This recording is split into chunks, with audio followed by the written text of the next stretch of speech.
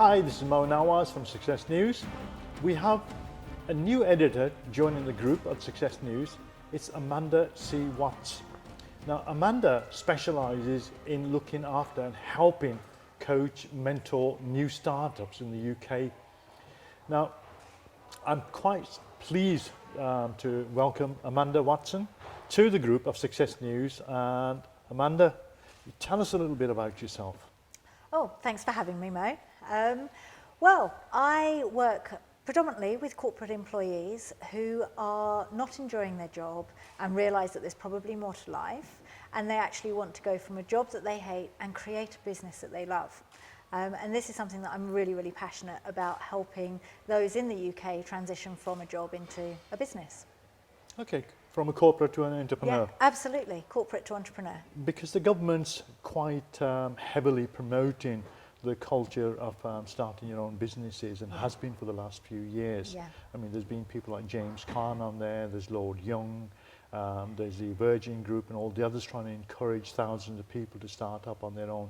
What percentage do you see that actually come from the corporate sector versus somebody who's either left university and has a startup sort of a mindset, as opposed to somebody who's worked in the corporate sector and then has seen an opportunity in the industry or has seen a gap in a given market and they try and fill that gap? I think that the way the world is working is we're encouraged when we come out of university now to set up a business. Years ago, it wasn't the done thing. And now what's happening is there are people in the corporate world that are finding that they aren't passionate about what they do, or that they're finding that they might have a child and not want to go back to work afterwards, or maybe they just have an idea and they believe, because entrepreneurialism is something that is becoming more and more popular, more people are doing it, they feel that actually they can do it. It's not something that's way off that they can't do anymore. So what I'm finding is more and more people in their 40s and their 50s are going, actually it's time to say goodbye to my job and transition and set up my own business. And it's a lot easier than most people think if you do it right. A lot of people suffer because they don't actually know how to set up a business. Okay. But if you know how to do it right, yeah, I'd say that it's a big thing at the moment. The figures are relatively high over a 3-year, a 5-year period. Yes. What my memory serves me correctly, if you start 100 businesses this year, 3 years down the line, there'll only be 60%, and by the time you get to year 5, it's going to be close to 90% that would have failed. Yes, absolutely. And it's really sad because actually, you know, you're talking about all these opportunities like Lord Young and all the mentorship that's going on. But the thing is people do need hand-holding. And I think that the biggest reason why these businesses are failing is because people don't work enough on their mindset. They think that because social media is readily available, that their business is just going to succeed.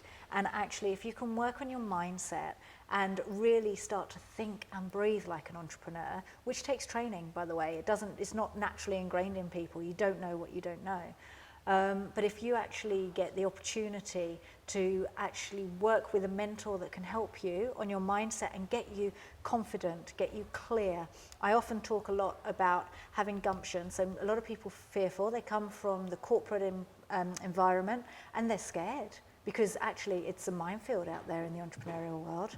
So what you do is you need to have gumption so that you can actually wake up in the morning and go, I've got to do this. I've got to get out there, get my gift, which a lot of them have, get their idea. They want to change the world. Everybody's trying to make the world a better place, and use that and get the courage to do it more and more, and then confidence comes. But if you haven't got confidence, you speak about this a lot yourself, Mo, if you haven't got confidence and if you aren't clear on what it is you're offering, your business is going to fail, and it's going to be quicker than the 5 years, I tell you. If you don't have the clarity and the mindset, you won't last the 5 years at all.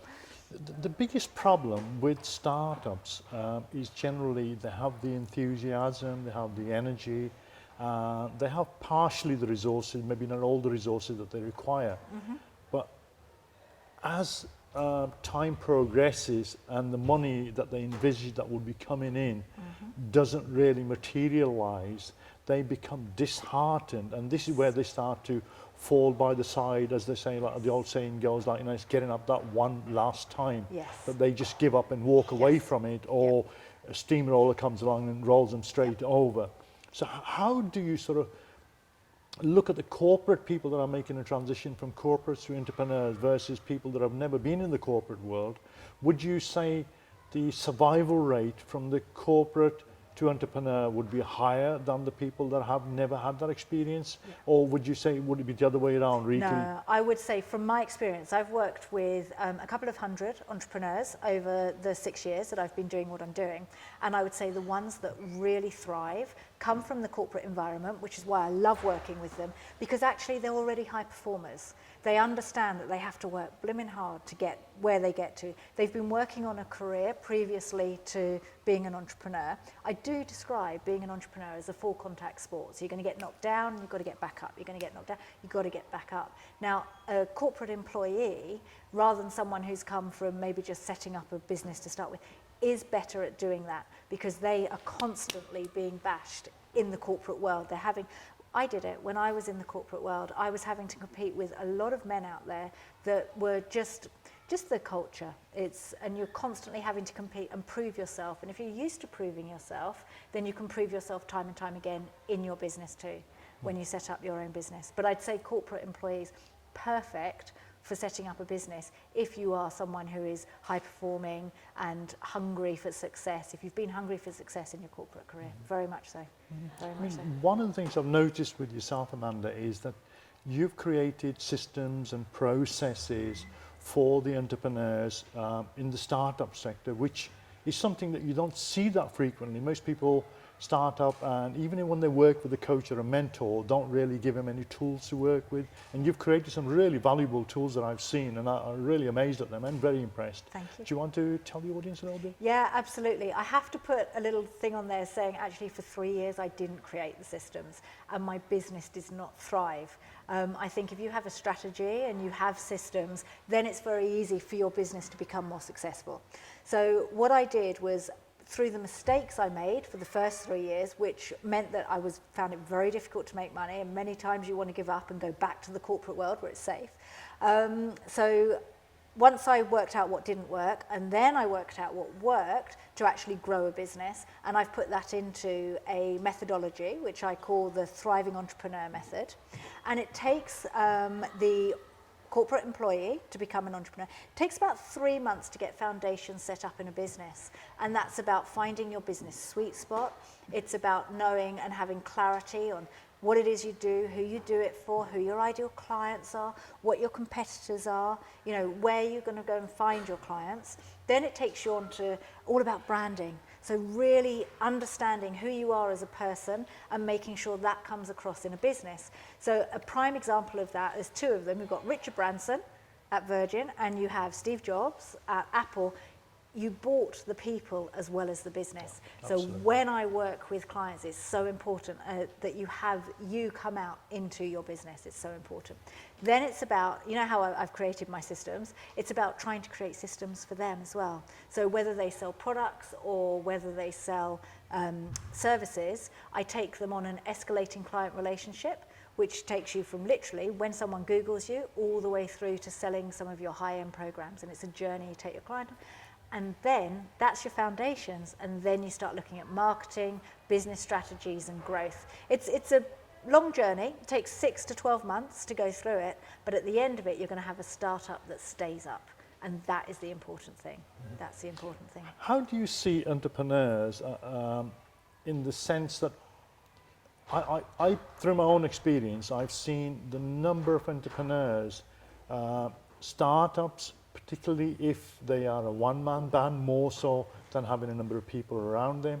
They tend to spend more time running after what I would call the shiny syndrome objects. They'll need to spend 3 months to perfect a logo, another 3 months to perfect a website, another 3 months to stationery, and they've not had a single contact with the customer. So one of the things that you have to do is understand that 80% is good enough. And I really live by that rule. Get it out there, have an idea of what you want. You don't know what your client's going to do. You have to take it to market as quick as you can and start selling as quick as you can to see how it lands. So although you go on this thriving entrepreneur journey, you have to make sure that you're actioning quickly. And I have clients that might take 6 months to work out who their ideal client is, and it's paralysis. It just stops them dead in their track. What you have to do is go, right, I'm going to give this a go. I'm going to see how it lands. If it lands well, we're going to run with it. If it doesn't land, we're going to tweak it. So 80% is definitely good enough, and you've just got to get out there and do it. And your success is not by how great your logo looks. It's the success is down to the number of conversations you have every single week with potential clients, potential joint venture partners, and then your business can grow. Okay. What percentage of entrepreneurs can't get it through the skull that they have to learn to sell? Honestly? Truthfully? About 98%, I would say. It's massive, absolutely huge. The biggest reason why people don't have a successful business is because they don't pick up that phone or connect and have conversations with people. I don't know if it's as much as 98%, but I would say a lot of the reasons why businesses fail is because they're not having enough conversations with potential clients, whether it's online, offline, face-to-face, out networking. If you can't sell, you're not going to have a business. You have to close those deals. And I've spent 5 years trying to learn to sell because people believe that selling is yucky. A lot of people don't like it. They don't want to push themselves onto their ideal client, but actually you're doing a disservice to them if you're not showing how you can help these people overcome their pain. And once you change your mindset that way, there is no such thing as sales. It just becomes helping and serving, in my opinion. Okay. How crucial is to understand and learn marketing and selling for entrepreneurs? No matter what you sell, you have to be a marketeer first. You have to understand it. You have to know what it is that you're doing. Eventually, as your business grows, you're going to get people in to do it for you. But as the founder of the business and the person who might be the face of the business, you've got to understand marketing. You have to. You have to understand sales. And actually, I spent a long time marketing my business and not selling, and I didn't realize that this was my downfall. If you're going to choose one, be a salesperson. Get some sales training. Make sure that you can help people and show them that you can help them, and then you can grow your business. Okay. I mean, I've seen businesses fail. I've very rarely seen a business that had too many sales failed. It's always the businesses with no sales that end up failing. Absolutely, absolutely. So, selling is crucial. It's a crucial part of any business, and marketing is something that you have to learn or employ somebody who understands marketing. Now, what part of an entrepreneur's journey is significantly hampered by not having adequate funding, or does funding play a major part in a startup? The companies I've worked with actually haven't had funding.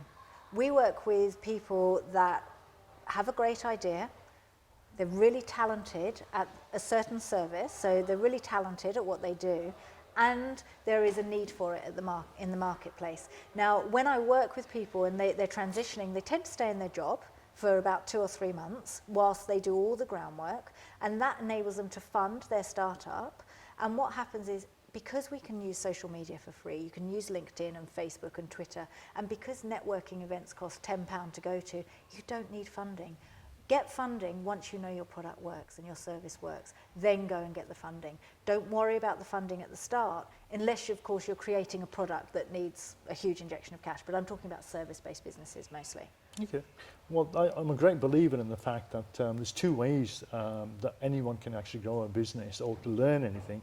One is through experience, trial and error, and secondly is to hire somebody who's got the skills, somebody who's been on that journey themselves, and hopefully they'll guide you. Both of the methods are going to cost you. It's just a question of which one's going to cost you more in the long run versus the other one. What's your thoughts on that, Amanda? I am a testimonial to that. So for 3 years, I didn't get any help. And I couldn't break through the £1,000 a month mark. I was trying to, find out what I wanted to do, how my message would land. I couldn't do it on my own. I tried learning through YouTube. I followed all the gurus. It wasn't until I actually became part of a program and learned how to systemize what I was doing, how to create my products, turn my services into products, how to actually make sure I was consistent and out there in front of people all the time. And I had to learn from someone. I had to part with cash to do that. But for 3 years I struggled, and then once I parted with cash, and now I have mentors, I'm part of a mastermind group, you know, and I would be lost without that. That is what enables me to grow my business year on year on year. So how valuable is it that people must understand that they first need to invest in themselves more so than trying to invest in the business? What would you say was an element? If somebody had X amount of finance available to them, they've either got a choice of investing in something or investing in themselves. And I mean, to invest in yourself, you could go buy a book that has more knowledge than anything else. So that's a starting point. Definitely. So why is it that people can't sort of get it through the mindset that they need to invest in themselves, and they don't see that? They see that as an expense as opposed to an investment. Why do they do that? Carol Dwight actually spoke about two kinds of mindsets. There's the fixed mindset and the growth mindset. And the people who don't invest in their personal development tend to have a fixed mindset. And a fixed mindset is where you believe as a person, you're born with all the knowledge you need to know. It's almost like you plug yourself in and you know everything you need to know. A fixed mindset goes, well, if I get something wrong and I fail, that means I'm rubbish at it, so I'll try something else. A growth mindset, someone with a growth mindset understands deep inside of them that they need to develop. They don't know the answers, that they need to look to books and mentors and YouTube videos. That's how I started learning, you know, that they can actually develop this knowledge just by spending half an hour to an hour every single day working on their personal development. But actually it does come down to either fixed or growth mindset. And unfortunately, the entrepreneurs that fail have fixed mindsets. But there is good news, because you can change your mindset from a fixed mindset to a growth mindset. You just have to make that decision and go, I don't want to be this way anymore. And then you can do the research on how to change it. How crucial is it? I mean, you mentioned mindset a few times. How crucial is it to have the right mindset? Can somebody change by a simple flick of a switch? I think you have to make a decision that you want to change. Then it's about ingraining deep inside you that you do have the ability to change and to work on the bits that you want to change. So a lot of people teach changing mindset by actually saying mantras to yourself. So it's things like money is scarce. A lot of people then teach themselves to say, okay, money is abundance and it flows freely to me. And they do that by reciting to them a few times a day, and that kind of taps into your unconscious and helps you to actually see, well, actually money is abundant. That's one way of doing it. The other way actually is to understand that there are many, many different people that you can learn from, and the more research you do, the more proof you will have that if you can change your mindset, you can change your life. Look at all these amazing entrepreneurs that have come from nothing. The big wigs in the world most of them have come from absolutely nothing, and they have just striven and striven, you know, to succeed. That's all they've done, is they wanted to, they've had a goal and they've gone for it. Okay. What, again, coming back to the mindset again, what people have the mindset that I don't have enough qualification, I didn't quite finish school, I didn't quite finish university, or I haven't got a degree, therefore I'm likely to fail. Yeah. How true is that? It's not true. It's not true at all. You don't need to have a degree. I don't have a degree. I have no degree at all. When I first set up my business, I had come out of a really toxic relationship and I was on housing benefit. So I had nothing, I had no money, I've got the 2 children, I was a single mum, and most people would have gone, well, she can't have a successful business, but it was my mindset, and I worked on my mindset. You know, on housing benefit I couldn't afford, or I didn't think I could afford to invest in myself, and then after a couple of years of having no success, it was like, well, the only other answer is to invest in myself. So it doesn't matter your background, it doesn't matter how much money you've come from, it doesn't matter whether you've got a degree or if you were dyslexic or if you left school at 11. The most successful people is about the fact that they believe in themselves and they believe in their service or their product, and they go out there and tell the world about it. That's all you need. Amanda, if people want to connect with you or want to speak to you to seek further advice about startup or making that transition from the corporate sector into the entrepreneurial world, how do they contact you? How do they connect with you? The best way is to go to my website, which is www.amandacwatts.com.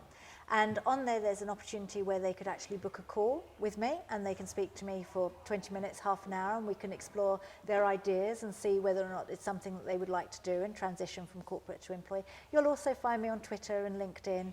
I love LinkedIn. It's great. Absolutely super. So you just find me there, Amanda C. Watts. I'm really pleased to have you on board the Success News group, helping new startups make that transition from the corporate as to entrepreneurs, and the systems and processes that you have available for them. Thank you. And I look forward to listening and viewing some of your future interviews with the corporate sector and the people that are making that transition into the entrepreneurial world. Fantastic. This is Mo Nawaz signing off for Success News.